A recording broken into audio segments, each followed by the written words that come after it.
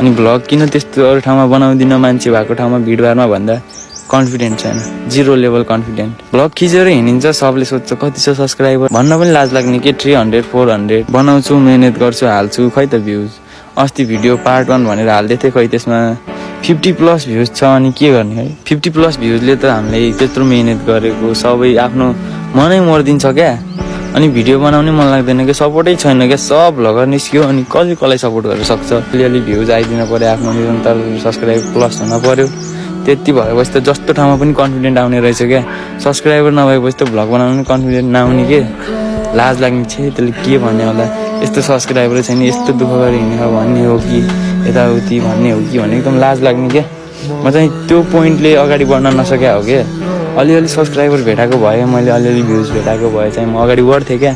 अब भ्युजै भेटाएन, अब म आफै त्यस्तो कन्टेन्ट दिन नसके होला, त्यो मेरै गल्ती हो है। जस्तो छ त्यस्तै कन्टेन्ट दिएर पनि होला, म केही भन्दिनँ अरूलाई पनि है।